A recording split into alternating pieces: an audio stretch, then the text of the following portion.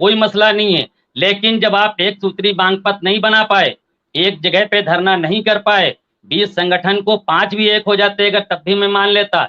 हमारी बहन जी जब आती हैं यहाँ पे, जिस तरीके की चीजें और जिस जिस तरीके की जबान का इस्तेमाल होता है, वो एक टीचर के ऊपर शोभा नहीं देता है। और मैं जितना बोलता हूँ पूरी तहजीब और अदब और ढंग से बोलता हूँ। मैं किसी का, और मैं अभी भी उत्तर प्रदेश प्राथमिक शिक्षा मित्र संघ हो या कोई और हो, लेकिन सवाल सरकार से ही पूछा जाएगा। क्योंकि देखिए, अगर मेरे 10,000 हुए तो मैंने शुक्राना मुख्यमंत्री जी का अदा किया और आज भी अदा करूंगा। लेकिन बात ये 17 की है।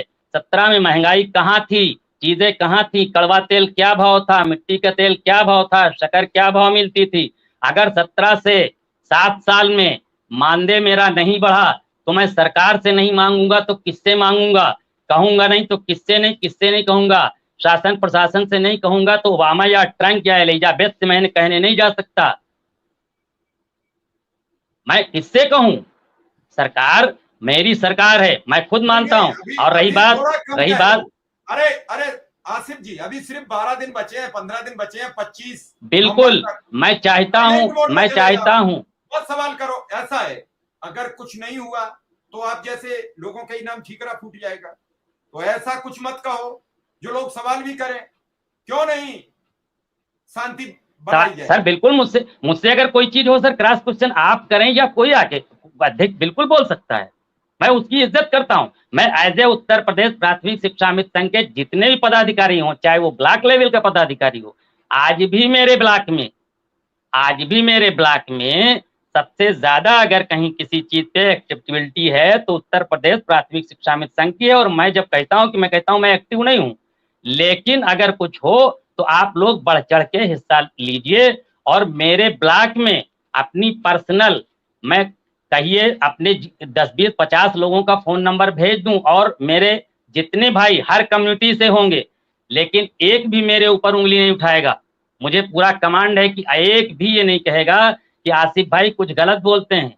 आसिफ भाई 2005 से जब से हैं तब से ब्लॉक से लेके ब्लॉक का पदाधिकारी रहा, जिले का रहा, लेकिन कभी किसी किसी का कोई मैं घर घर गया हूं मोटरसाइकिल से बैठ के। जैसे जैसे कल बात आई कि वो उंगली चला देते हैं और लंबी लंबी छोड़ के चले जाते हैं। लंबी लंबी के छोड़िए, मैंने कम से कम 8-9 साल गजब का संघर्ष करा है और साथ में रहा हूं, हर पार्टी में संघर्ष करा है। और मैं एक बात कह दूं कि पहले कहा जाता था, जो आज हुकूमत में वो लोग कहा करते थे और उनके चाहने वाले कहा करते थे, उनके प्रवक्ता कहा करते थे कि कभी माया कभी अखिलेश हूं मैं, कभी माया कभी अखिलेश हूं मैं नहीं बदलूंगा, उत्तर प्रदेश हूं मैं। लेकिन आज वही लोग क्या क्या बदला? शिक्षा मित्र कहाँ है, रसोईया कहाँ है, आंगनबाड़ी का मानदेय और प्रदेशों के अकॉर्डिंग क्या है? लेकिन ये सवाल चुभेंगे, क्योंकि सच्चाई और दवाई, मिश्रा जी मेरी अपील है, सच्चाई और दवाई ये कड़वे जरूर होते हैं लेकिन मुफीद होते हैं, फायदेमंद होते हैं, प्रॉफिटेबल होते हैं। कभी भी दवाई अगर ये सोचे कि मरीज को ठीक करना है तो दवा कड़वी खानी पड़ेगी, सच्चाई बोलनी पड़ेगी। आज की 80,000 लोग सर 80,000 लोग कड़वी दवा उल्टी भी कर देती है, तो इतनी भी मत कड़वी खा लो कि उल्टी हो जाए। देखिए, हिकमत ठीक है आपकी बात में, मैं मानता हूं, बिल्कुल हिकमत की बात आपकी कर रहे हैं, लेकिन 80,000 सर लोग इकट्ठा हो जाते हैं और कोई मुख्यधारा का चैनल नहीं चलाता है। वो भी ऐसे ही जैसे हम लोग सोच रहे हैं, वो यही सोचते हैं कि मेरी लीडिंग मेरा जो एड है पहले पन्ने का, मैं क्यों छापूं?